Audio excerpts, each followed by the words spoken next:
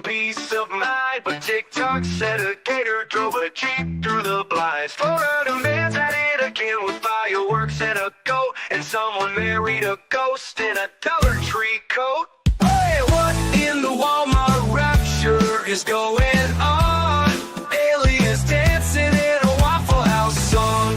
Karen's got a taser in the checkout line. And Dr. Oz just adopted birds to fight off crime. Oh, I'm just sitting here scrolling my jaw on the floor. The internet's a circus and I can't take no more. Yeah, when it's wildin', there's a raccoon in the sink. Someone robbed a Wendy's just to steal a frosty drink. A pastor's gone viral yelling about the end is near, while folks ride hoverboards in wedding gear. Hey, what in the Walmart rapture is this mess? Florida's a movie, but it's filmed in VHS. Someone fed meth to a squirrel named Dave, and now he's in a cage just throwing rave. I'm just... Good morning, everyone, and welcome to Saturday Morning with Mo. Thank you, guys. This is the first time I'm doing this. I have, as you can see, all the tabs open, so we have all the news. It does start out a little sad today, but this actor was one of my mom's favorites, so I'm sure I need to call her and make sure she's okay later on today. But Get Smart actor quietly passed away at 97 earlier this month. It's just been revealed today, or yesterday when I was pulling these stories, that he had passed. Dave Ketchum, also known for his role as Agent 13 on Get Smart, has passed away at 97. Mornings, give or take. They can go either way. The actor's family announced that he had passed on August 10th, according to The Hollywood Reporter, or at least I didn't see this story. I try to pick these up when I can to respect and honor people that, were big parts of people's childhood, or, just watching TV or reruns or family stuff. He leaves behind a legacy of laughter, warmth, and timeless television moments, reminding us all that sometimes the simplest surprise, like someone perched in a mailbox, can yield the biggest smile, his family said in a statement published on Friday, adding that fans could honor him by watching one of his Get Smart performances in remembrance of his quick wit and gentle heart, along with cinematic spirit. Ketchum joined the cast of Get Smart, which included Don Adams as Maxwell Smart and Barbara Feldon as Agent 99 and Edward Platt as Chief, during second season in 1966, making his debut in an episode titled The Only Way to Die. His character, Agent 13, was a centerpiece of a long-running gag that saw him squeezing into a series of random places like mailboxes, grandfather clocks, and planters to, advance his secret undercover missions. In 2002, in an interview with Film Max, Ketchum reflected on how the show pulled off the stunt. There would be a party and everyone would stand up, and I'd be inside a sofa with a girl and a drink. Stuff like that was tricky, he explained. And then they put me in a locker at an airport in an ice machine, and it kept getting more and more ridiculous. Sometimes the setups were more difficult for Ketchum given his size. Now, the hardest part for me was when they put Agent 13 into a washing machine, he said. I'm 6'2", and I can't easily fit into cramped places, and the washing machine is about as cramped as you can get. They also built an 8-foot tube I got into so I could be spun around in front. You try remembering your lines while you're spinning around with water and soap squirting in your face. Well, then he's a great actor because I can barely remember my lines and they're right in front of me and I have no distractions. Good morning, everyone. Welcome, welcome. Yeah, I'm starting to do Saturday mornings. I am lighting a fire under my behind. I feel motivated, so I'm giving myself Sundays off, but I'm going to be doing some Saturday stuff from now on. Now, aside from Get Smart, Ketchum landed roles in I'm Dickens, He's Fenster, Camp Runamuck, and The Andy Griffith Show, as well as The Mary Tyler Show. He was also a TV writer for series such as Hey Landlord, Happy Days, and Laverne and Shirley, along with MASH, MacGyver, and Full House. So rest in peace, sir. I know my mom loved watching this, and sometimes I don't know, maybe it's because I'm getting to like get off my lawn age, but and it's not even nostalgia from my childhood, but sometimes there's those old movies and shows like, okay, y'all, I'm gonna give you a recommendation. If you are having a bad day, now, it is not historically accurate, nor should you do any of the marital tips involved in it, but The Longest Trailer with Lucille Ball and Desi Arnaz is one of my favorite shows. I understand they didn't have the greatest marriage, but honest to goodness, that's one of my favorite wholesome kind of shows. And of course, even the trailer had two twin beds. Very fun. I love that, but I think Lucy and Desi had the right idea. I mean, two twin beds, no one's stealing your sheet, no one's touching you with cold or hot feet, and, no one's snoring in your general vicinity with you very close and you possibly be tempted to put a pillow over them, allegedly in Minecraft. Now, in other not so great news, it does look like we have had some action, unfortunately, not in the way that anyone would have wanted in the Emmanuel Haro case. Oh, that's great, J. Kitty Buck. I'm glad that Doggo is doing better. Dramatic video that I'll just keep playing shows Emmanuel Haro's parents being hauled away on murder charges after a phony baby snatching story. Now, this dramatic video shows the cops hauling away alleged killer parents of missing California 7-month-old Emmanuel Haro about a week after they claimed that the infant was kidnapped. Now, let me just say, I don't know who needs to effing hear this. Ridiculous criminals of the world. Let me break it down for you. There is nothing that motivates all agencies of the government to work harder than a missing child. In fact, most local or even close FBI agencies in localities have a rapid response team to abduction cases. So maybe the next time you're trying to cover up your gross, ridiculousness of humanity, maybe think about that, because not one parent in the history of every time they flippin' flapjack tried this, from Letitia Stalk to Susan Smith to, oh gosh, every single one of these horrific monsters, it doesn't work. Stop it. Now, I don't know who needed to hear that. Probably no one on my channel, because y'all are smart, but in case some criminal person is just happening to float by the channel at one point, don't. How about no? How about, ugh. Now, Jake and Rebecca Haro were arrested by a fleet of cops at their Calbazon home and slapped with murder charges early Friday after the baby's mother furiously maintained that her son was snatched outside a sporting goods store in Ucapia.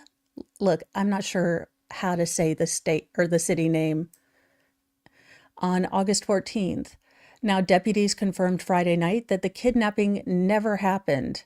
And now they believe that that sweet little baby boy, I'm going to get these, ridiculous things off the screen. This is the little one I'm worried about. He's dead. During the investigation thus far, numerous interviews have been conducted, search warrants have been served, and digital and electronic evidence has been collected and closely analyzed, the Sheriff's Department said in a statement. Based on evidence, investigators determined a kidnapping did not occur, and it is believed that Emmanuel is no longer alive, and the search to recover his remains is ongoing. So this has switched from a rescue mission to a recovery mission, and just stop, y'all. Just stop. Who was that swamp monster from down in Georgia or somewhere? She just got sentenced too. Said her baby had walked off, didn't know where he was. Just, ugh. Dumpster water people. Again, we need licenses to do just about anything but have children. But I'm a human and I understand parenting is hard too, but no, just no. Not one chance. Go directly to the center of the sun. Now, police stormed the murder suspect's desert home in tanks, trucks, and cruisers, cuffing the disheveled and eerily emotionless couple, both of whom looked like they had just gotten out of bed, separately and hauling them away to local lockup, according to footage released by the police. Now, the alleged 41-year-old homicidal mom dressed in black shorts and white tank top. New York Post, tell us exactly how you feel. As I feel kind of vengeful and I'm full on for every time I get to pull out table flipping Jesus, like I'm here for the petty, but it's rare that you see the New York Post kind of really dig in on people like this. So I have a feeling, let me look who the author of this article is, because if it's a woman, I can see. Yeah, Anna Young.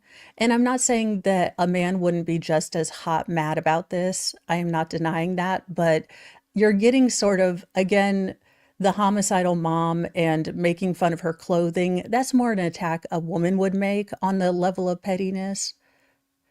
So the alleged homicidal dumpster trash mom, allegedly in Minecraft, though adjudicatedly presumed innocent, though in the court of petty, we kind of judge already. Ooh, I love that. I'm a poet and I didn't know it, nor did I plan it, so don't ever expect it again. Dressed in black shorts, a white tank top, and crusty flip-flops with her messy bun, was the first to be taken into custody. Her 32-year-old barefoot broke-ass husband was clad in bright striped shorts and a white shirt and stumbled his way into the police cruiser after his arrest. The shady pair were dragged off to jail just days after police said there were inconsistencies in Rebecca's claim. As the probe into the couple wrapped up, the sheriff's office refused to rule out foul play. Now, the missing child case sparked a furious search for little Emmanuel and drew nationwide attention after the mother told police that she was assaulted and knocked out by an unknown man outside a store while trying to change the baby's diaper. Now, Rebecca stated that she regained concentration. You mean consciousness? And her little boy was gone. But investigators questioned her initial statement. The suspected killer duo, who begged for their son's safe return in interviews all last week, stopped cooperating with police, law enforcement said. Now, during the search leading up to the bust, authorities served several search warrants at the Harrow home as investigators reviewed troves of surveillance footage. Now, police confirmed that no additional arrests have been made and there are no additional suspects at this time. Now, both were booked at the Riverside County Jail and are being held without bail. The circumstances surrounding this investigation are tragic, and we continue to search for Emmanuel, said Sheriff Shannon Dickus in a statement, thanking all who were involved in the probe. I trust our justice system to hold parents accountable. Absolutely. But on a more and less petty note, we do need to wait for all the facts. That's why I say, as much as I can, in the court of petty, judge this as all the sus, I don't have facts. I don't have evidence. So while I can say this looks all the sus, and if it walks like a duck and quacks like a duck, it's probably not a platypus, I do have to keep an open mind until I see all of the evidence. So with that caveat, I say it's okay to be petty, and you might need to sit down, because I didn't feel as old as I did until I saw this story. Squid, I think you're gonna feel the same way I do. But Charlie from Good Luck Charlie, Mia Talrico, is now in the 11th grade, and yes, I feel old. So if you didn't have small young ones and you didn't have to watch hours and hours and hours upon hours of your life watching Disney Plus, which had the lineup of Good Luck, or was it Jesse, Good Luck Charlie, and all the millions of other things, this probably doesn't touch your mama heart like it does me. But I feel old. My kids are getting old. Well, Charlie's all grown up. Mia Talrico is all grown up. The 16-year-old who played the titular baby in Disney Channel's Good Luck Charlie started her junior year of high school on August 20th. First day of 11th grade, Maya wrote on a chalkboard sign in an Instagram photo, adding a caption with her post, "Wish me good luck." Needless to say, many fans felt like it was just yesterday that Maya was a toddler on a Disney show which ran for 4 seasons from 2010 to 2014. Anyone else feel old right now? One Instagram user quipped with a second writing in the comment, "It's crazy. We all literally watched her grow up." A third fan said, "This is really the same Charlie I grew up watching. I'm 22 now." Also starring, so I'm just putting this up there because holy fazoli's do. It feels like it was just yesterday that I was watching this with all of my kiddos. So you'll have to indulge me in a little mom nostalgia because I was like, oh. But then I remember toddler days and I'm like, as much as I cherish and love those memories, I'm glad not to be fishing, Cheerios out of my bra. So, it swings and roundabouts. There are good things about every season in life. Maybe not for Lyle Menendez or either of the Menendezes, but, to every time there is a season, I guess. Good morning, John. Well, like his brother, Lyle was denied parole. Lyle Menendez should not be released from prison for the murder of his parents more than 3 decades ago, California parole officials said Friday. Now, in the decision made Friday night after an 11-hour hearing came a little more than 24 hours after the Menendez's younger brother, Eric Menendez, was also denied parole. Now, for his part in the killing of Jose and Kitty Menendez at the family's Beverly Hill home on August 20th, 1989. Now, like his brother, Lyle will be eligible for parole again in about 3 years, although he could have a hearing sooner depending on the outcome of an administrative review. Now, different officials presided over the back-to-back hearings in the intensely followed case, which was catapulted back into the spotlight after a pair of streaming services or series and persistent advocacy, not only from random people who got involved in the case, but I think objectively the parents, not the parents, strike that, the family and having support from the family, a lot of the family members is also what got this a lot of traction. And I know people have said something, and I've seen some Twitter comments about how, well, I hope in 35 years, people don't give the same look to Kohberger. Now, while the Menendez brothers have that family support, I don't foresee any future where CERN or the Matrix or all Newtonian physics is negated, that any one of the Idaho families would ever back Brian Kohberger being let out anyway. I mean, it's apples to oranges right now, but I am trying to make the comparison, and I do think there are some distinct things in the Menendez case that makes it a bit more palatable, along with, the possibility of there being the abuse that the boys suffered and the cooperation over time.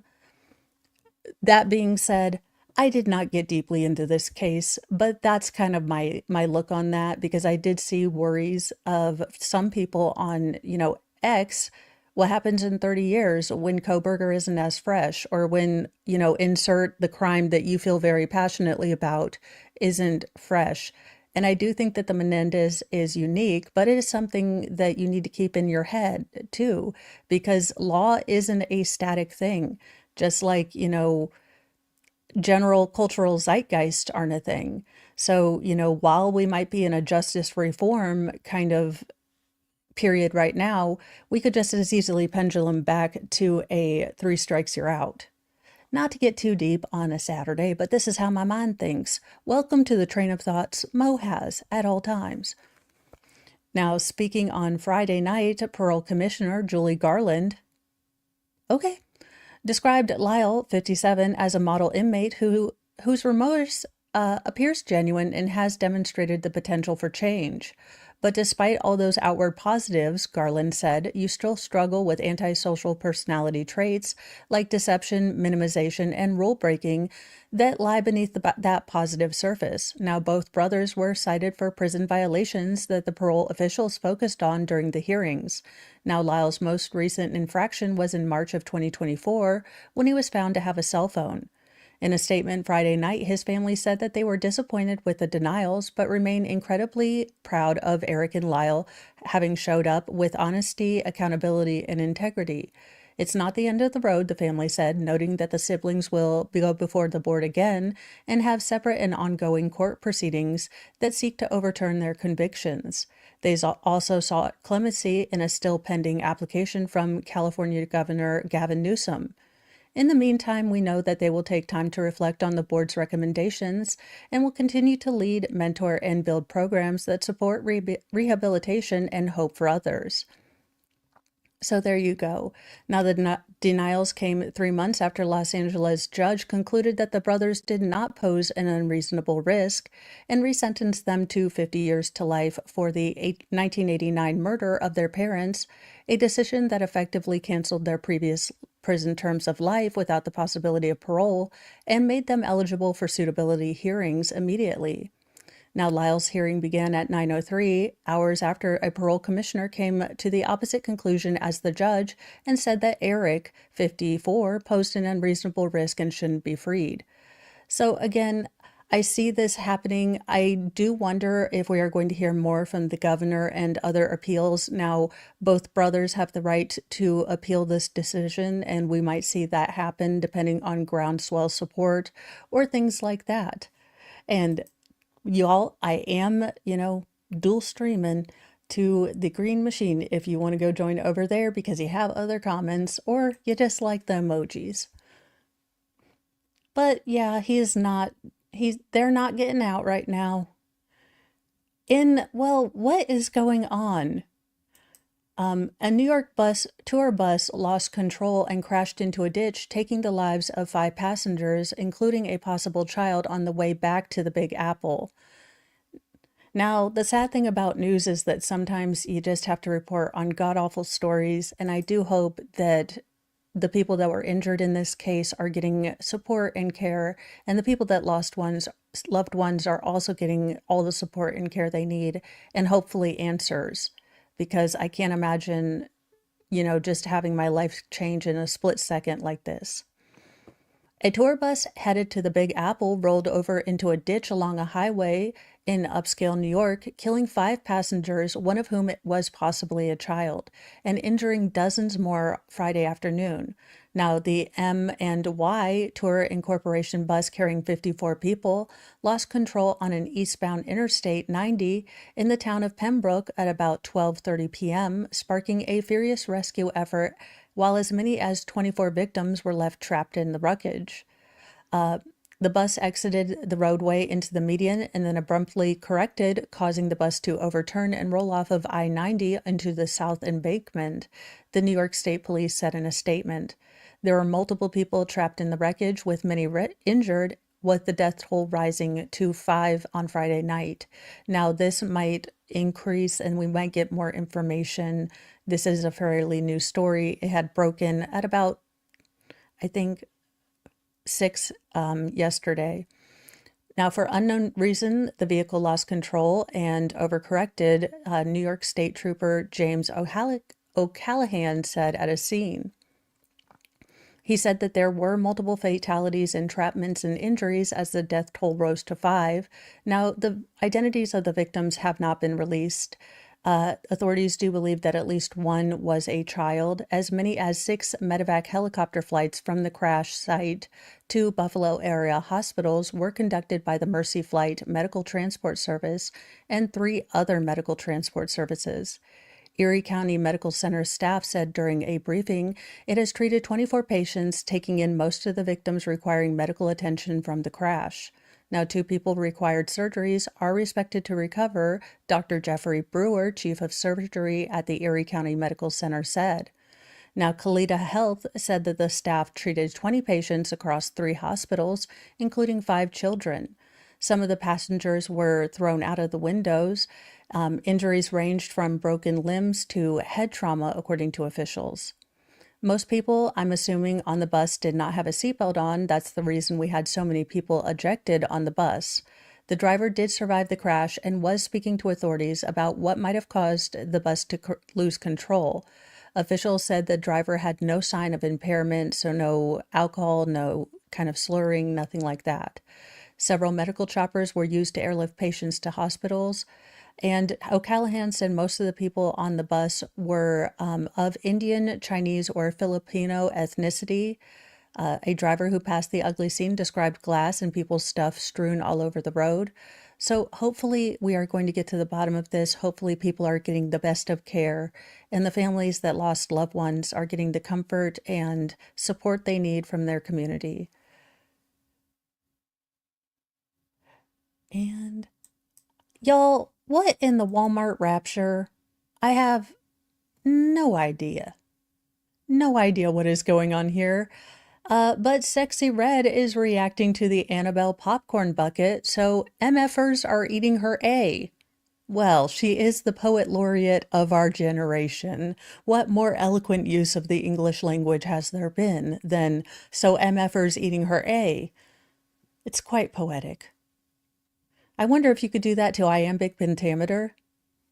Although, considering that was the thing that nearly swore me off the English language in high school for lit, I don't know that I'll be trying that. The Annabelle popcorn bucket for The Conjuring: The Last Rites was recently unveiled by Cinemark. Now, the bucket's unusual appearance invited a plethora of reactions. Now, Sexy Red has weighed in on the bucket's appearance on X and shared her thoughts on the same. Last Rite, which is the 9th installment of the... Nine? We have 9 Conjurings? I need to do a Conjuring marathon as I'm trying to figure out my new laptop, which, y'all, I'm gonna tell on myself. Y'all might have heard this before. So I am not technologically enhanced or even, look, I am working my way up from dead awful to just somewhat dreadful. So Mr. Mo and I were looking at laptops to see if I could have a setup over by my bed for not so comfy days. So we did research, and when I say we, he knows exactly what he's looking for, where I'm looking for things that light up. But I was doing research for software that I wanted to look at. Well, this shows how long it's been since I've bought a laptop or any computerology thing. We're at the Best Buy, and I asked this question, to which Mr. Mo looked like he wanted to pretend he did not know me and we were not married or even here like together. He's like, she doesn't go to school here. So I was asking the little sales girl, okay, she was a saleswoman. She's probably like 21, but I'm of the age where I can say little sales gal. Like, look, I'm taking Nana core to all the, I'm going granny core. This is how it is. But I was like, so I was looking at Adobe and I was wondering where your boxes are. And she just looked at me and I looked at her and I said, your boxes with the Adobe on it, and you take the thing and you put your computer magic into the computer in the boxes. And I should have realized that maybe this was a technology that was outdated by the fact that Mr. Mo kept trying to subtly step farther away from me and tap me on the shoulder and say, they don't make those anymore. And I'm like, I know what I'm talking about. Adobe, comes in a box. Now, apparently, laptops don't even have CD players in them anymore, so I don't even know what I'm talking about, but I have just dated myself. So back to the, assless popcorn bucket.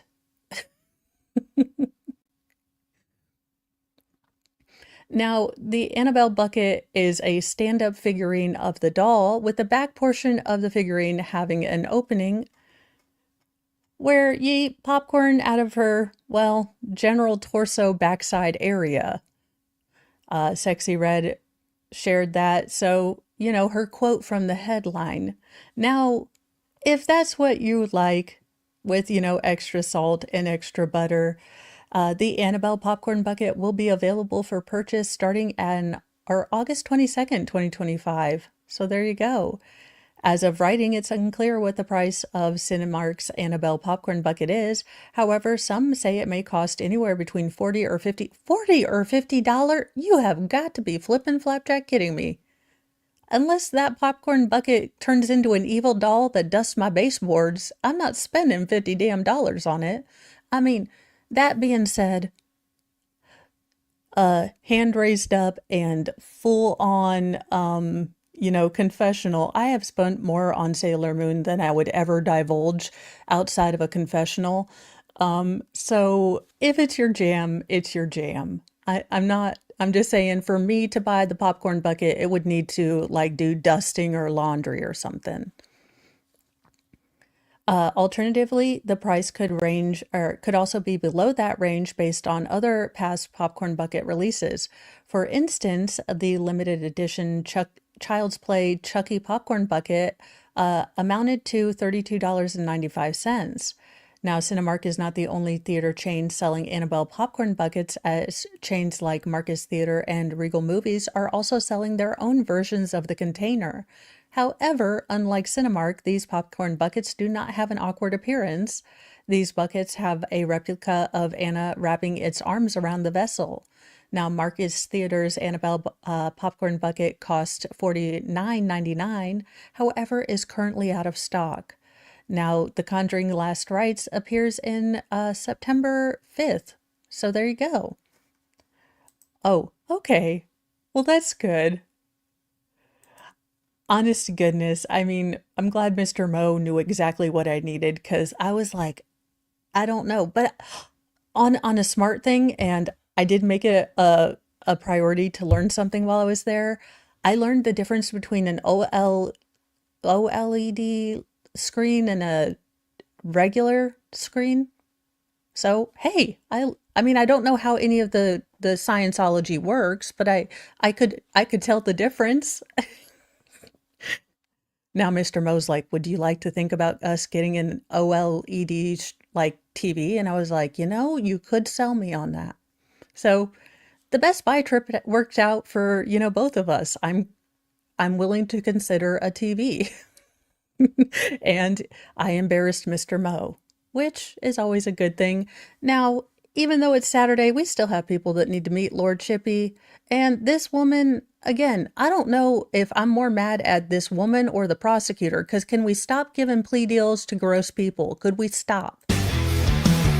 They're our skin, they steal our grace. These monsters wear a human face. No gavel, no badge, no throne, no crown can stop Lord Chippy from burning them down. Justice ain't fast, justice ain't clean. It's a long, sharp road through the in-between. So raise your fists and light your flames. Chippy's coming and he don't play games.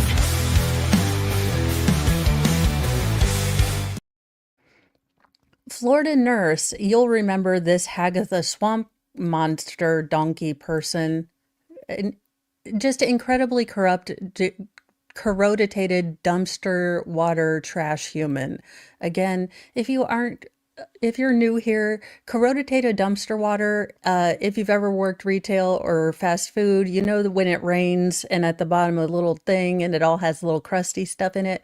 Yeah, even worse than that, these people are. Florida nurse Alex Von Yates takes a plea deal after her husband caught, and I do mean caught like in flagrante delicto, just, absolutely caught, like with his own eyeballs, her having relations with her 15-year-old stepson. Again, center of the sun is not too hard for this woman, I don't think. The Florida nurse whose husband allegedly walked in and caught her abusing his 15-year-old son has taken a plea deal that will significantly reduce her prison sentence. Alex Von Yates, 35, was initially charged with engaging in unlawful activity with a minor after her husband, Frank, claimed he caught his wife red-handed last year.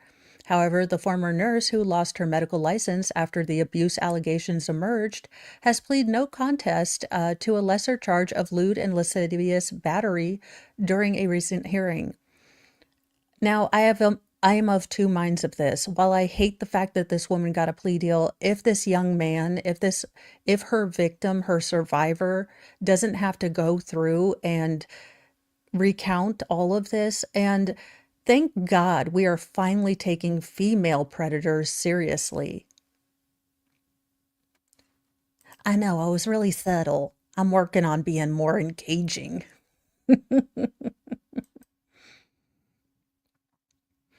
During a recent hearing, now prosecutors said that the victim's family supported the negotiated plea deal as it meant that the 15-year-old victim would avoid reliving his ordeal, something they feared would disrupt his ongoing mental health treatment.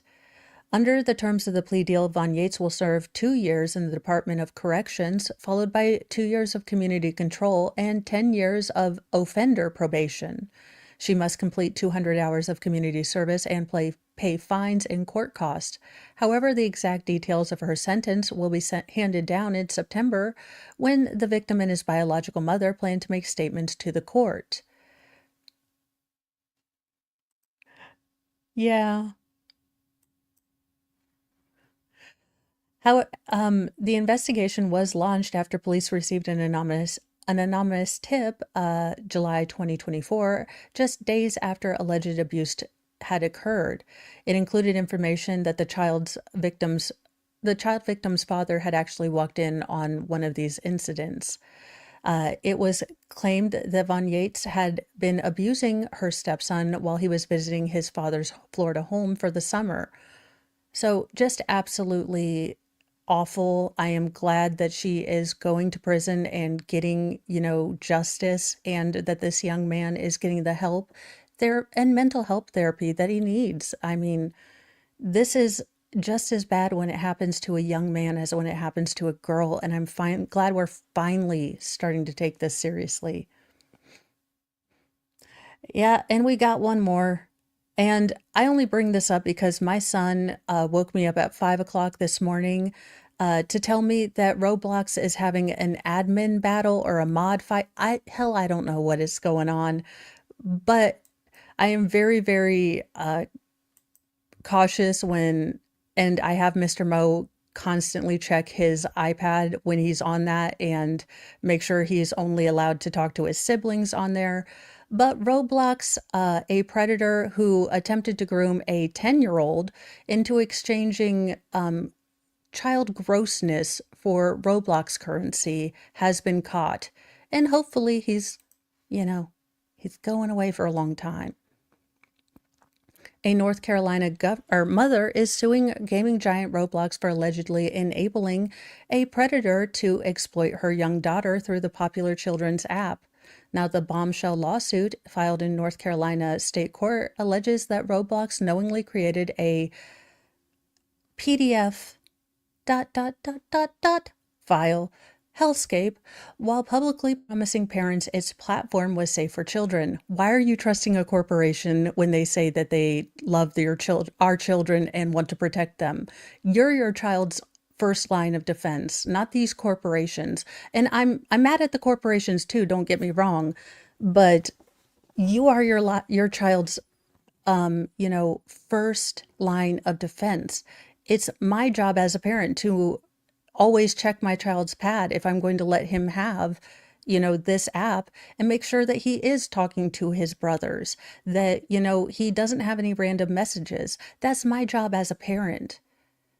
I mean, I don't know, but things can slip by you. I'm trying to be a little bit better Christian-y, but ugh. Now, Jane Doe N.L., a minor, suffered unimaginable harm after a predator posing as a fellow child, groomed her into sending explicit videos and images of herself, according to the complaint filed by her mother. Now, the predator allegedly, in return for these, gave her Roblox currency. When the 10-year-old didn't comply, he would threaten to resend those gifts. It was alleged in the lawsuit. Now, a spokesperson for Roblox issued a statement to the Post, which read, "We are deeply troubled by any incident that endangers our users, and our safety is top priority." The business models or the platform's business model centers on selling Robux, which children use Robux to customize their avatars and purchase game contents. Many children have become obsessed, yes, read my youngest most feral, with obtaining the virtual currency, but also how I get him to do chores. The plaintiff, an avid Roblox user for several years, relied heavily on the app for entertainment and social interaction, making her a prime target for gross people. Now, after building trust by posing as a fellow child, things happened. So again, parents, I'm not trying to be Debbie Downer. I'm not trying to be judgmental Judy. And I know different things are going to work for different families, but we are first and foremost our kiddos' first line of defense. And I'm not technically smart, so I make Mr. Mo do it. And if you're not technically smart, then, maybe find someone that can help you. But let's protect our kids, because companies aren't going to do it unless we make them. And we can be that first line before it gets to the company, or at least we can try to be. I don't know. This has been the After School Special with Mo edition.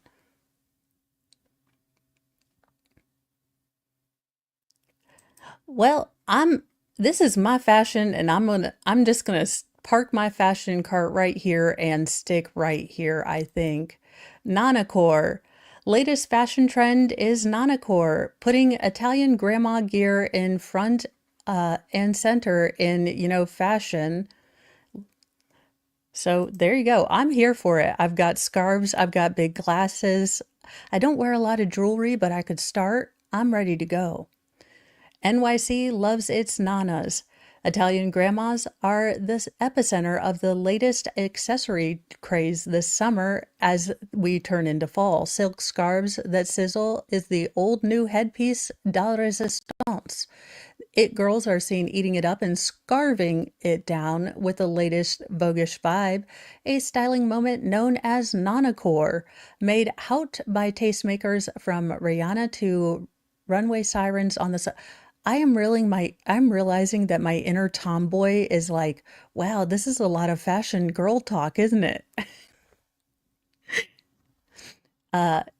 So there you go. It's an effortlessly luxe look that first went viral among A-listers and influencers such as Beyonce and Hailey Bieber, who stunned in the headgear way back on their respective splashy summers in 2024. Again, I mean, okay, I wear bandanas and headscarves all the time. I don't feel like I'm having a fashion moment. I just simply don't like my hair to look messy. But no, I'm a fashionista. Now everyday divas are following suit. I will say that YouTube, if you guys like some of the vintage stuff I do with my hair or that I use a lot of scarves, there are a lot of really good tutorials out there that are very simple to follow. It takes a little while to get used to doing it, but it's an easy, fun look, and it makes you sometimes look put together and human functioning even when you're just pretending. So there you go. If you want to be cool, dress like your nana. Oh, see, I couldn't do that because I would feel like I was being choked, and I don't like feeling like I'm being choked. Nope. I mean, it looks super cool, but I would feel like, oh, look, I used to hate turtlenecks, and the 90s were big for turtlenecks, and I was like, oh. So there you go. Not like, hey, not saying I'm not going to go pop some tags at, you know, well, Goodwill later on this weekend. So, well, look at the boobs on that one. Can't imagine why anyone wasn't looking at her scarf. I mean, I find them fun, but they're not like a new thing that hasn't been used many times. But there you go. I mean, I guess you have to have something to talk about. No burp syndrome. Oops, wrong one for there. I mean, I guess it would be better than no fart syndrome. We'd explode. Isabel Zender, 30 or 23, first realized something was off with her body when she was about 9 or 10 years old. Her head colds were plagued by a lot of saliva and gurgling noises that resembled toad croaks. I just remember that it was like really weird. The Manhattanite told the Post about her cold symptoms. I started noticing that in the 5th grade, and it lasted all the way through high school. She also had observed the gurgling sounds when she consumed certain foods. Eventually, she started hearing them all the time, especially when she started to kiss guys.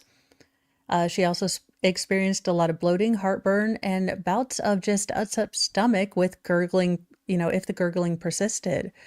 Uh, the closest she, or those closest to her kind of dismissed this as acid reflux, but she actually had RCPD. So let me see if I can figure this one out. Retrograde cryopharyngitis dysfunction. So chiropharyngitis dysfunction. That term is a mouthful. It's just a complicated way of saying she couldn't burp because the top muscle of her esophagus failed to relax properly, impairing the passage of air from the esophagus to the pharynx. She underwent an endoscopy and a gastric emptying study in college to try to understand what was going on with her digestive system, and all the tests kept coming back normal. She was referred to Dr. Seth Kaplan, a board-certified otolaryngologist. Look, this one guy, I can't say it. A head and neck surgeon and director of Northwest Health Center for Voice and Swallowing Disorders. That wouldn't be used funny. So in suspected RCPD cases, Kaplan typically performs a head and neck exam that involves visualizing the throat and asks patients 4 questions. Have you ever been able to belch? Have you ever had increased bloating, increased flatulence? Or do you have pressure in your upper chest and throat or gurgling noises? And I answered those questions and he's like, yep, you definitely have this. Now, the Columbia University social work grad student found quick relief in April with just 1 Botox injection into her muscle to relax it so air could escape.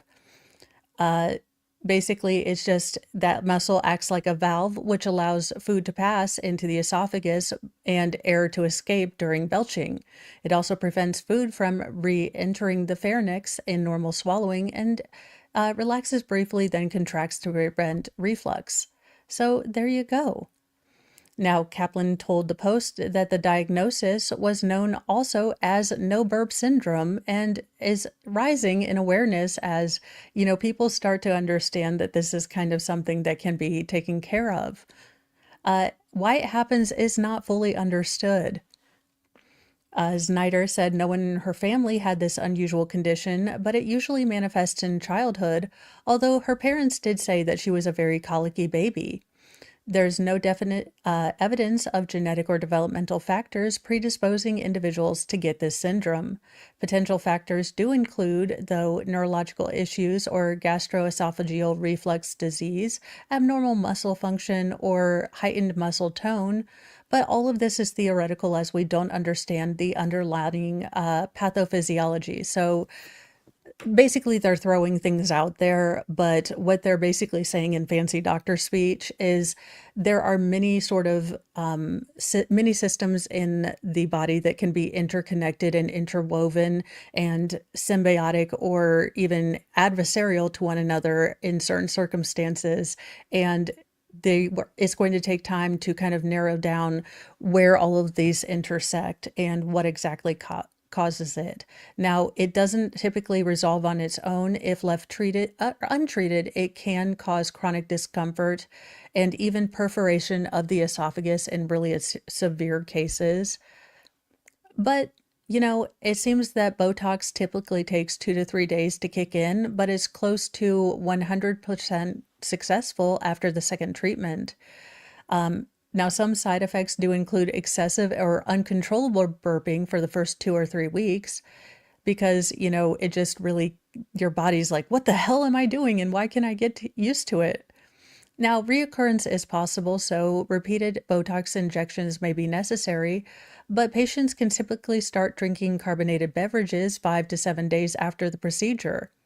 So there you go. I mean, I'm glad she found an answer and she found doctors who finally understood what she was going through. Now, in an apropos final form Jesus, because, well, I'll just let y'all see the article. The key keep its grove, thou gloaming shrine of thirst trap scams and dollar signs. We chant in tones both grim and low, for virtue fled a long time ago. Kyrie eleison, Christe descendat, final form Jesus return in wrath. With six-pack glistening sword in hand, he cometh swift to cleanse the land. In what me and my friends would have called Father What a Waste, hot priest is sending well sinners running back to church after a viral video. Lead me not into temptation, Father. Yes, Father What a Waste. I mean, he's a spiritual leader, and I shouldn't say that. Lust is one of the 7 deadly sins. But the threat of eternal hellfire isn't going to stop a herd of hot-to-trot hedonists from going gaga over this good-looking man of God. Some call him Father, or some call him Daddy. Ew. Okay, like Father What a Waste is about as far as I'll go with this one, the daddy thing. Ugh. That being said, I equate daddy to parenting, and parenting to me isn't where I get my, sexy time, cap on, so... Daddy is just, ugh. Anywho, a frisky fiend hooted beneath a now viral video of Father Jordan, a newly appointed vicar at St. Edward of the Confessor Church. Wait, if he's a priest in the Anglican Church, he can get married, right? I think. I don't know. He might not be Father What a Waste. That being said, I mean, I wouldn't go to church to date the priest. I don't think God's going to have a good time with that one. So make sure your mind and heart are right before you try to date the priest, if you can.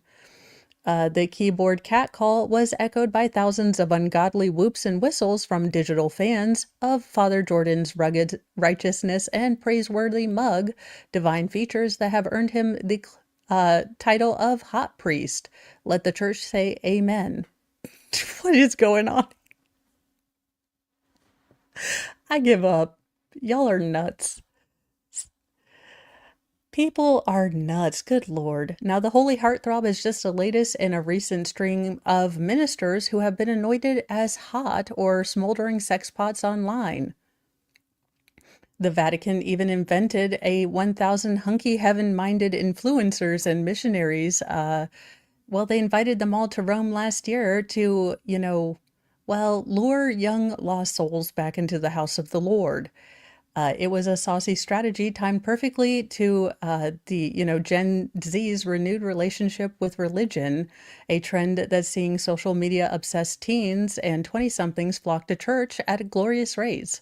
It seems Father Jordan's chiseled jaw and mesmerizing eyes are ushering even more sinners in, Time to start going to church, yelped one onlooker. Forgive me, Father, for I have sinned, teached another one. That atheism is leaving my body, joked another, on TikTok. Breaking news, Romford has become the most Christian county in England. Do you do house visits? So people having fun. I don't know if he has a YouTube channel. I guess he is on TikTok at St. Edwards of Romford, and I have no rightly idea where Romford is. I'm guessing the Shires. I could be wrong. No idea. Not one rightly clue. I have no words for this next story because I got all the questions. Family of a missing Texas woman, Kiara Taylor, who was found living with the lost African tribe in Scotland, was growing concerned, and it breaks their hearts that it seems that she has, from what it appears like in the video, she seems to have chosen this life. I have a lot of questions. The family of a missing Texas woman found living with a lost African tribe in the Scottish Highlands feared that she has been manipulated by the king and queen and are growing concerned over her well-being. Now, Kiara Taylor, who now goes by Asant Lady Safi or Athene, has been living in the Kingdom of Kubala, a claimed section of forest in Jedburgh, Scotland. So they claimed it like they just went and started squatting, or they hail from there ancestrally? And I'm kind of being sarcastic, kind of not, but what's going on here? Uh, in Scotland, with husband and wife duo King Athene and Queen Nyandi. Now, Taylor is a single mother to a 1-year-old who was left in Texas on May 25th and entered the UK on a 6-month tourist visa, keeping her connection with the tribe hidden from her relatives. She went missing in May, but wasn't missing at all. She left to go live with these people, Taylor's aunt, Vendora Skinner, told The Independent. It's very stressful and difficult. It breaks our hearts, and we're concerned about Kiara, but she doesn't think anyone is concerned about her. Her other aunt, Terry Allen, told the outlet. Distraught relatives discovered the 21-year-old's secret life only after she disappeared and left them with a cryptic message saying she and her daughter had to get out and explore a little bit. Now, Allen revealed that her niece's childhood was very sheltered and protected. She was brought up in the church, not in their religion. Not this thing that they're got going. It's a bunch of hogwash, Allen told the outlet. Now, Taylor was living with Skinner when she connected with the kingdom, quote unquote, in 2023, allegedly discovering the Facebook group of the Kingdom of Kabbalah through a high school classmate. I, why are those delicious? Oh, they're cookies. Oh, I am okay. I these are real pictures. Now, the single mother began talking to King Athene, whose real name is Kofi Ofe, an opera singer from Guyana, or no, Ghana, not Guyana. Guyana is South America and Jim Jones. Ghana is Africa and this guy. And mother of 7, Jean Grasho, also known as Queen Nandi. Now, Taylor, who serves as Queen Nandi's handmaiden, claimed that she escaped Texas because her family was not good, abusive. Yes, I'm very happy with my king and queen. I never went missing. I fled a toxic, abusive family who allegations of grossness as a child. You don't go missing from those kind of people, she said in a Facebook post on August 20th. Now, the kingdom claims to be part of a lost Hebrew tribe that returned to Scotland to reclaim land that their ancestors had stolen from them over 400 years ago. When Queen Elizabeth I deported all Black people from Scotland and England, Queen Nandi, whose real name is Jean Gasso, said. Now, Taylor attempted to relocate to the land 40 miles south of Edinburgh with her then boyfriend, but he was scared off by the couple's ungodly rituals, according to The Independent. After disappearing, Taylor relayed a message to her family. She kept the secret hidden from her family back home until she disappeared. She said she would have to call me when she got connected to Wi-Fi, but I never heard from her again. Now, the tribe claims to be living, a simple life by bathing in a nearby stream, living in tents, and connecting with nature. Also has a predominant presence on social media, though, sharing multiple online accounts and print news articles of their group to their accounts. Now, Taylor's social media post allowed her families to investigate the king and queen, revealing Ofe and Gasho had set up the living situation with another American woman, Skinner told the outlet. Now, the young woman who isn't legally married to Ofa calls herself his second wife and allows the king to have as many wives as he wants. Right. This is not going to end up as a Snapped episode or a Katie Couric Investigates 2020 thing. I'm like 1% sure. This has all the hallmarks of being what in the name of 12 Shades of Crazy. Now, Scottish Border Control said that it began working with Police Scotland to manage Taylor and the tribe's ongoing situation, according to SWNS. This has included the provision of advice and information about housing options and other support services. Now, Taylor's family hopes she returns to Texas when her 6-month visa expires in November. So, yeah, I mean, you might be having a bad day, but at least you aren't doing that. And in things that made everyone on the internet go nuts, but I mean, we always knew that Jamie Lee Curtis had boobs, but apparently this got everyone crazy. I mean, yeah, it's typically more boobs than I would see from Jamie Lee Curtis, or than I thought I would see from Jamie Lee Curtis, but it's not that big a deal. But apparently everyone lost their flippin' flapjack minds. Jamie Lee Curtis finally addressed the fans thirsting over her viral Freakier Friday outfit. Nearly 1 week after the actress promoted the movie in a low-cut, off-the-shoulder gray top, she joked about the ensemble getting more attention than any of her Instagram posts since the one with Lindsay Lohan that sparked their Freaky Friday sequel. "Happy to help spread the joy that our movie serves," the Oscar winner told her followers as of Wednesday.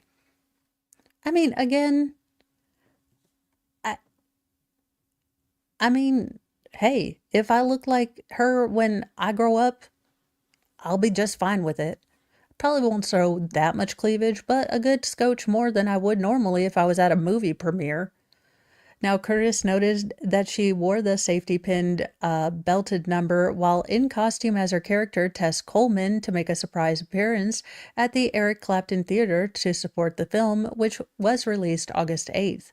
The 66-year-old, who recently told Page Six she's never felt more beautiful, flashed a peace sign at the cheeky upload. Social media users raved over Curtis's curves earlier this week, with comments ranging from being distracted to not having anything appropriate to say about, well, the boobage she was sharing with the world. Because, okay, that's a whole lot of boobage, though, and I'm going to get in trouble. So we're going to go back to further away photos. Some joked that they thought the video was AI for a second, while one referenced Curtis's yogurt ad, quipping, "I didn't know Activia did all that." Many resurfaced old footage of the Golden Globe winner's projects over the years to prove that she had always been a stunner. Last month, Curtis made headline for her brutal take on Hollywood's plastic surgery obsession. There's a disfigurement of generations of predominantly women who are altering their appearances, the Halloween star told The Guardian in July. Now, Curtis made a statement against plastic surgery at the time by posing in a pair of wax lips. "I've been very vocal about the, loss of a generation of women by the cosmetical industrial complex who have disfigured themselves," Emmy winner explained. "The wax lips just really sent it home." The Scream Queens alum notably underwent plastic surgery in 1985 at the age of 25 after a cinematographer criticized her appearance in Perfect.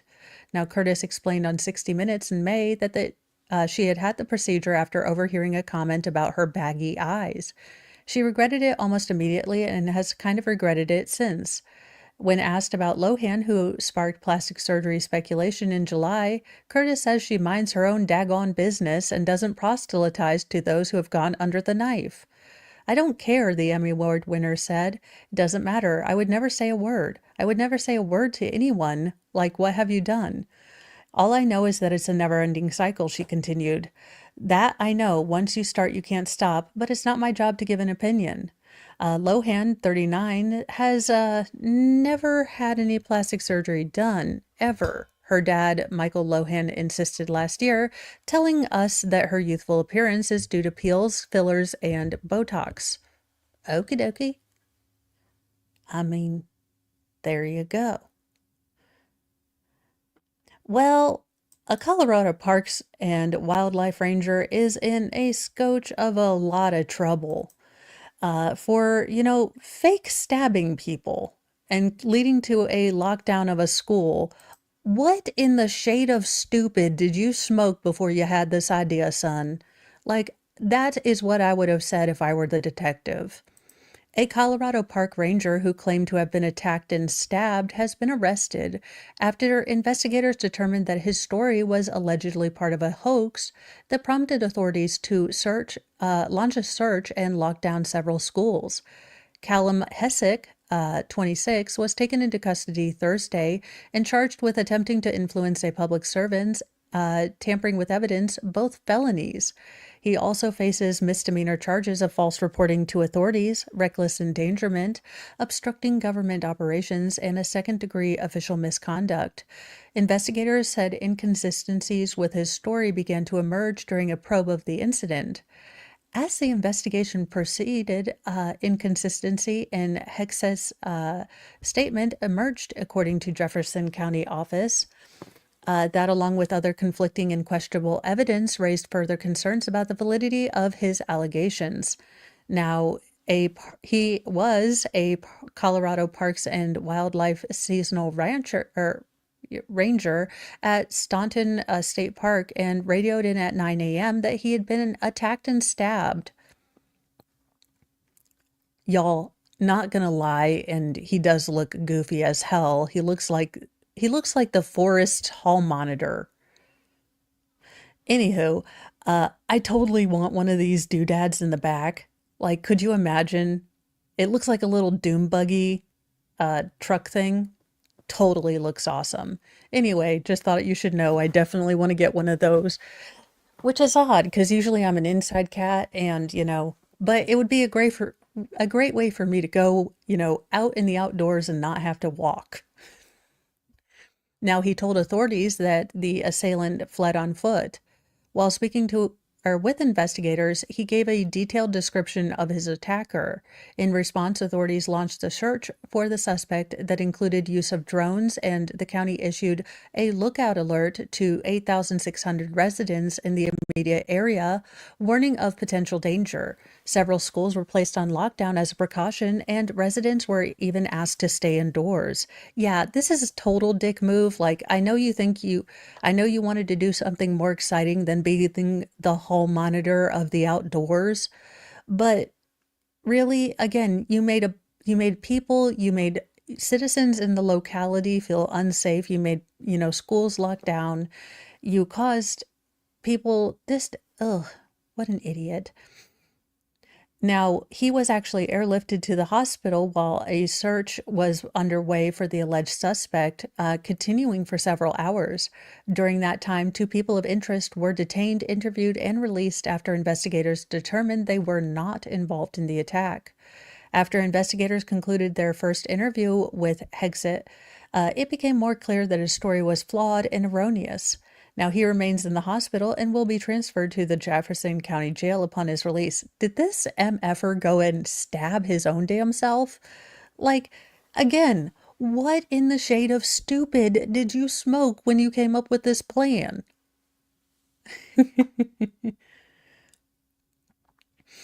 Let's see. The CPW appreciates the county sheriff's professionalism and partnership in investigating this incident and will share additional information as the matter develops, says CPW Assistant Director of Law Enforcement Ty Petersburg. Yeah, well, good luck explaining to the fellow inmates why you're in prison. You shanked yourself and made up a story. In sort of interesting news, and I did want to give this a little bit of a chance to breathe so that possibly more information could, come out. Hulk Hogan's cause of death is in question after shocking new surgery details emerge. I did want to give this a little bit to breathe because I did see sort of things coming up, but I always like to wait just a little bit on bigger stories or let you guys know that there might be things that significantly change just because it's a really breaking story.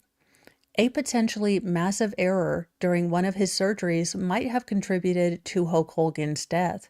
Now, Hogan's wife, Sky Daly, told TMZ Sports that the WWE legend's phrenic nerve was compromised during a recent surgery. She also said an autopsy had been completed but did not disclose details.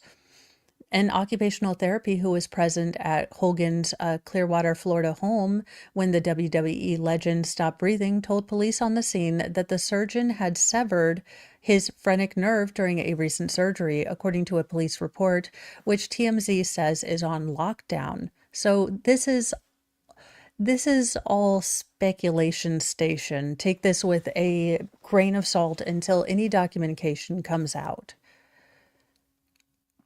Now, police who were at the home discussed what the therapist told them, and TMZ reports that those discussions were captured by body cam.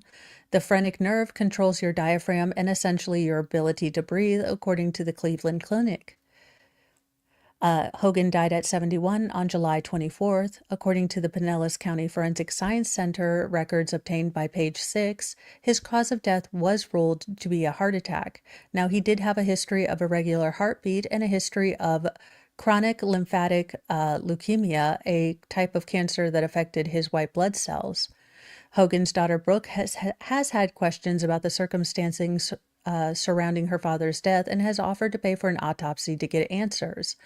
Now, earlier this month, the wrestling giant's cremation was delayed due to questions about his medical care. She told TMZ on Thursday that Hogan has yet to be cremated. Now, Brooke, 37, further addressed speculation about her father's death in a series of posts on her Instagram story on Wednesday. And I'm not saying that these aren't true. What I am saying is that I like to wait for evidence. I don't like to give you guys things that I can't verify, in as much as I have, integrity. But also, part of me does wonder if it's easier to blame someone. And I know I went through this when I dealt with grief. So sometimes it's easier to be mad and blame someone, anyone, even if it's not logical. Now, if there's documentation and clear evidence that the phrenic nerve was severed, malpractice. But definitely, let's wait till we have some documentation before we go, trying to be internet sleuths ourselves. But I do know that this might also be coming from a place of pain from Brooke, and I hope that she is getting the comfort and support she needs.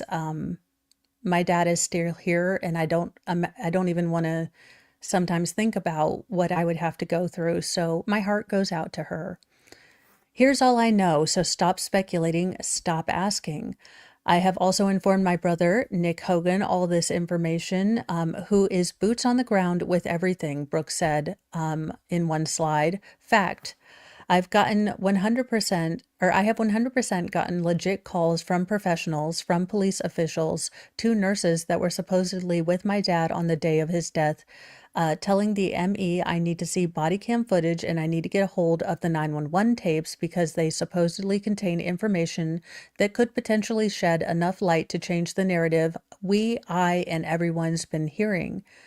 Those same professionals feel so passionately about what they witnessed that they have continued to contact me and pushed me to find specific answers to this very day. They are quite literally putting their careers at risk because they feel so compelled to do the right thing. So I do really hope that she gets the answers she's seeking just for her own peace of mind, regardless of, the fame and the celebrity that people have achieved. They're still at the bottom of it, people. And I don't want to lose my dad. No one does.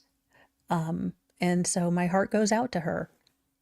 Oh my gosh, I'm growing feelings all over the place. However, will I deal with the Petty Express this afternoon? In other news, and while this is a bit funny, I do hope that Little Nas gets the help that he seems to could be needing. And this is not an article in effort to, it's a little hilarious. He's walking around just strutting his stuff in his undies. But if this is underlying a mental health thing, let me first and foremost say that I hope he gets the help he needs so he can go back to doing whatever it is Little Nas does. Is he a rapper, a dancer, a jazz art? Look, he's not my cup of tea in music-wise, but he's still a fellow human, and I hope he does get, his life back in whatever fashion that is. and so I don't have to see him in his underoos. Oh, good Lord. Can I find a not? Okay, we're just going to stay with topless Little Nas. Little Nas X was reportedly hospitalized in Los Angeles on Thursday. The Old Town Road singer, 26, was bizarrely strolling down a busy LA street in nothing but white underwear and cowboy boots, as you do. Because, I mean, who doesn't? Oh, well, I mean, there you go. That being said, I think my mother has a picture of me when I was 3 doing the same thing, only with a steel pot. I'm glad I didn't end up having to do that in LA. A spokesperson for the LAPD, who did not get the name of the suspect, told the Post that this morning around 5:50 a.m., officers responded to the 1100 block of Ventura Boulevard for a nude man walking on the street. Now, upon arrival, the suspect charged at officers and was taken into custody. Now, he was transported to a local hospital for a possible drug interaction. They also placed the suspect under arrest for battery on an officer. Now, according to TMZ, Nas was roaming around Ventura Boulevard around 4 a.m. and a fan drove past. He reportedly heard the singer say that he was headed to a party. The Grammy winner placed an orange traffic cone on top of his head at one point during this entire incident. After police were called to the scene, Nas reportedly charged at one of the officers before they were able to decentralize him and put him in handcuffs, per the outlet. The musician will may be facing charges after he's done being treated. Now, the Post has reached out to Nas's rep for comment. Before Thursday's incident, Nas, whose real name is Montero Lamar Hill, shared nearly a dozen pictures on Instagram of his messy house with pieces of art and furniture scattered throughout.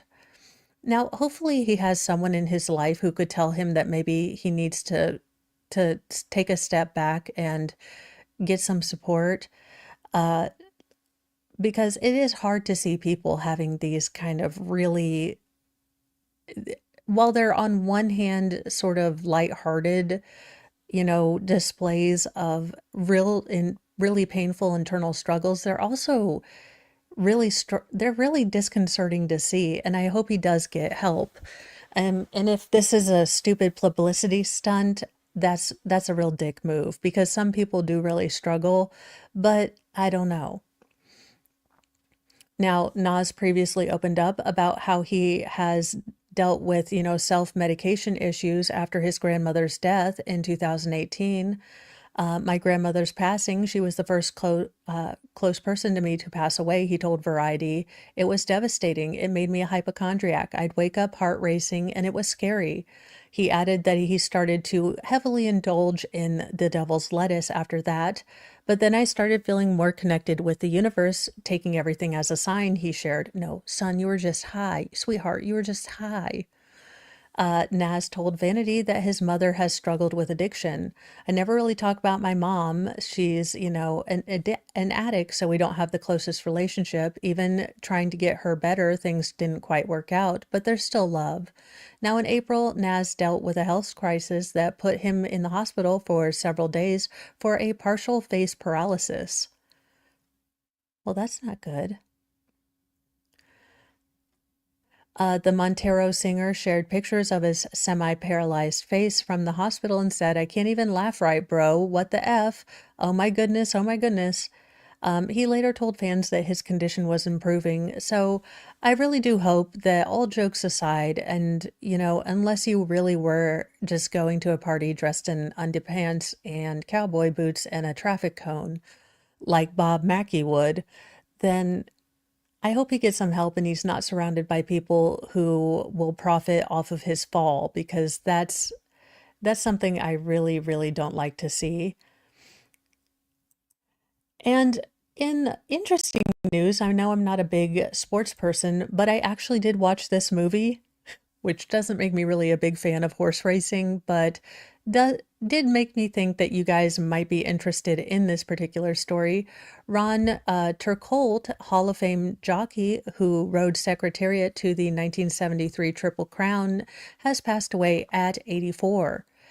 Hall of Fame jockey Ron Turcotte, who rode Secretariat to the Triple Crown in 1973, has passed away. He was 84. Turcotte's family said, though through his longtime business partner and friend Leonard Lusky, that the Canadian-born jockey died of natural causes Friday in his home in Drummond, New Brunswick. He won the Kentucky Derby, Preakness, Belmont Stakes twice each, most notably sweeping the three with Secretariat to end the horse racing's Triple Crown drought that had dated to Citation in 1948. Now, Secretariat's record time of 2 minutes 24 seconds at the Belmont, winning by 31 lengths, still stands 52 years later. Ron was a great jockey and an inspiration to so many, both within and outside the racing world, Lusky said. When he reached the pinnacle of success in his vocation, it was his abundance of faith, courage, and kindness that was the true measure of his greatness. Now, Turcotte won more than 3,000 races over a nearly two-decade career that ended in 1978 when he fell off a horse early in a race and suffered injuries that unfortunately made him a paraplegic. Permanently Disabled Jockeys Fund Chairman William J. Punk called Turcotte one of the sport's greatest champions and ambassadors and praised him for his advocacy and efforts to help fellow fallen Preakness. Thank you, Jim. To help fellow jockeys that had suffered injuries. He was inducted into the National Museum of Racing Hall of Fame in 1979. The world may remember Ron as a famous jockey of Secretariat, but to us he was a wonderful husband, loving father, grandfather, and great horseman, the Turcotte family said in a statement through Lusky. Now, Turcotte was born in Drummond on July 22nd, 1941, as one of 12 children. Holy fazolies! He quit school to work as a lumberjack before moving to Toronto to get involved in horse racing, first as a hot walker, then as a jockey, becoming a leading rider at Woodbine Racetrack before rising to the Triple Crown level. Now, Woodbine chairman Jim Lawson said Turcotte was a true Canadian icon whose impact on horse racing is immeasurable. Ron carried himself with humility, strength, and dignity, Larson said. His legacy in racing, both here at Woodbine and around the world, will live forever. Now, Turcotte won the Preakness in 1965 aboard Tom Rolfe and the Derby in 1972 with Riviera Ridge, but it was his time with Secretariat that made him into a household name. Holy fizzle. Okay. That is like the babyest baby. Good night, youngest of 17. Okay. I feel like I'm a bit of an underachiever, but I'm okay in my slackitude.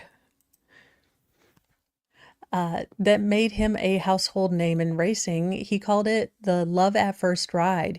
He was the type of horse you'll never see again, Turcotte said in 2023, nearly 50 years to the day since riding Secretariat in the Belmont. He was doing something that you've never seen before and will probably never see again.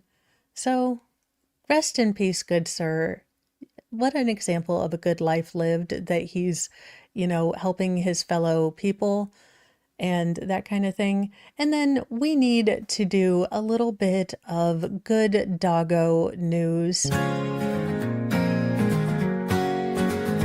When the world feels like a dumpster dive and humans forget how to thrive, take a break, just you and me, with a puppy and kitten, wild and free. Paws and purrs, let's drift away to a land where tails wag and play.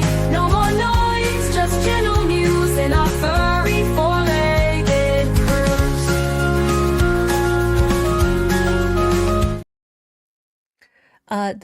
A dog who fought bull and won wins the 2025 Hambone Award.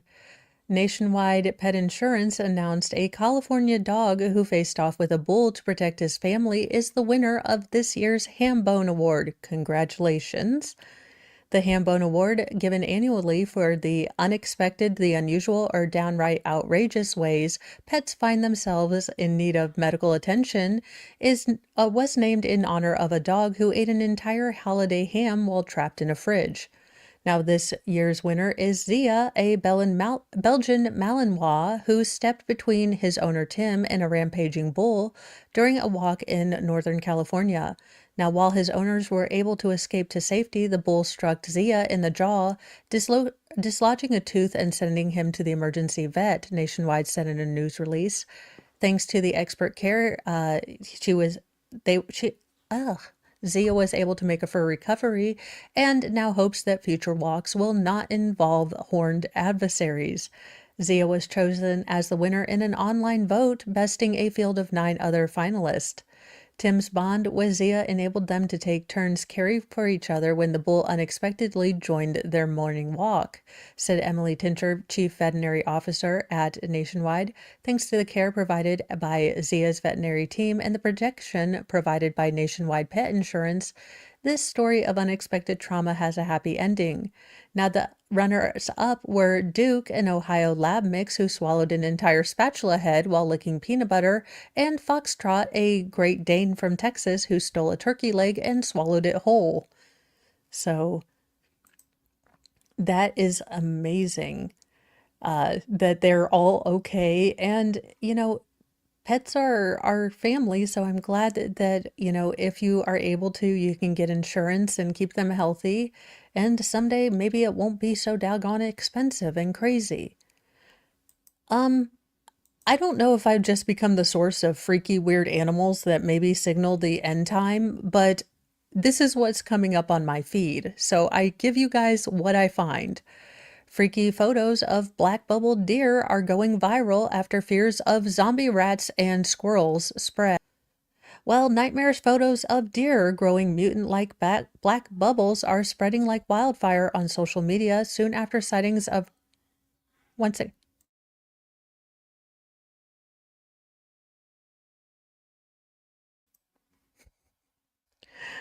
Let's see. A slew of images are popping up online to show various deer roaming through backyards and wilderness covered with head to hoof, basically, in giant wart-like boils.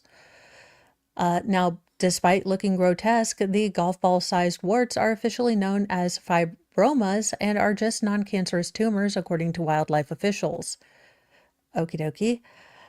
Despite being, grotesque looking, the golf ball sized warts are not dangerous. They can spread to deer and often grow on the animal's head and neck, but rarely affect their overall growth. Now, the photos started going viral after sightings of zombie squirrels and Frankenstein rabbits stoked concerns about possible plague outbreaks across the country. Reports of cottontail rabbits sporting black tentacle-like growths out of their head in Colorado, Minnesota, and Nebraska recently prompted warnings to steer clear of the mutated animals.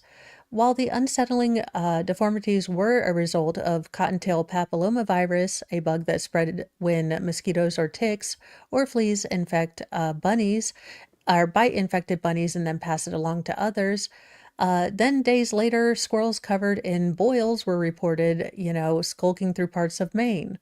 While some were quick to dub the critters zombie squirrels, wildlife experts said it was likely just a result of squirrel fibromatosis, which, is a viral skin disease caused by Leporopox virus. So there you go.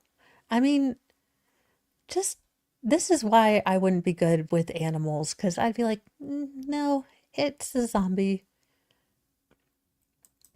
In the best idea ever, I don't know why more people haven't thought of this, because I would totally go to more weddings if this was an idea. A bride and groom surprise wedding guest with adorable rescue puppies to encourage adoption. I mean, I would. A bride and groom's cocktail hour was complete with puppies. The couple, Nicole and Brandon Case, surprised their wedding guests by bringing a pack of adorable, playful puppies to their cocktail hour on Saturday, August 2nd at the Rotunda in Laxmont Farms in Wrightville, Pennsylvania. This is something I've always dreamed of, Nicole told People, when I curated my wedding Pinterest board when I was younger. I didn't have a wedding Pinterest board. It was filled with lace, twinkle lights, and puppies. Several puppies, plus an 8-year-old terminally ill dog from a nonprofit foster-based rescue, Outcast Rescue, were brought onto the venue's grassy field, where the newlyweds and their friends and family members could give them loving cuddles and belly rubs. Almost all of the guests thought, "I'm in trouble," Nicole said. "We're surrounded ourselves with dog lovers, so we knew everyone would be excited, but it was really special to see how happy the staff was to see them too." Guests sipped and snuggled and fell head over heels for these furry guests of honor.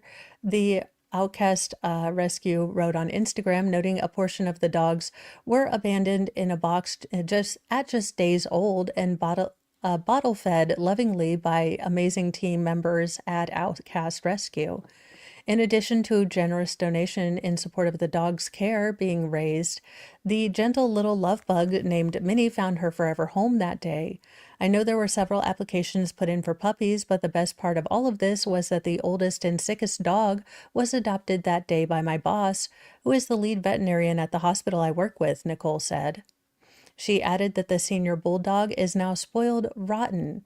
"Our primary goal is to find forever homes for those pups in need under our care, and we were honored to have a part of our celebration, and the dogs had an amazing time."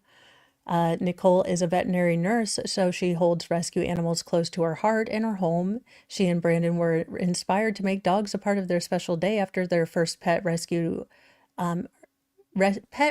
dog passed away.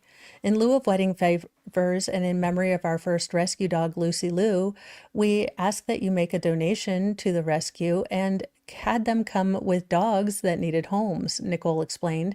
"We had a bar cart set up with individually wrapped treats for our guests to take home to their dogs too." She continued, "It was a mix of honoring our best girl, Lucy, bringing much needed attention to and donations to a local rescue, and providing extra laughs and love during a cocktail hour." Now, the Lamont Farm team tells people that they always admire whenever couples personalize their celebrations in ways that feel meaningful, memorable, and completely their own. "We believe so." You can go to the Lamont Farm if you want their advertisement at the end of this article. But that was the cutest story. And then in our final story, to kind of round it out with another priest, I guess. It looks like he's trading the Vatican in for, cooking. To be fair, probably less stressful cooking than working at the Vatican. A former Vatican chef trades crosses for crosswalks with the first NYC restaurant. "It doesn't matter if I'm cooking for a pope or a president or an ordinary person." Holy cannoli.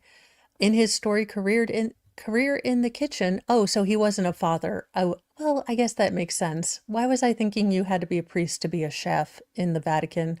I'm sure they hire, non-Catholics. Makes more sense. But hey, still, Vatican. In the kitchen, chef Salvo de Castro has been a star around the world and at the Vatican, plating pasta for popes, world leaders, and movie stars alike. Now, these days, he's traded the life of crosses in Rome for crosswalks in New York City.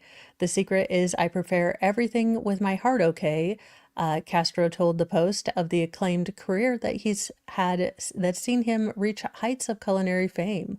"My restaurant is my home, and my people who dine with me aren't my clients, they're my guests who come to my home," Lo Castro said of his delicious philosophy, alluding to his restaurant's eponymous moniker.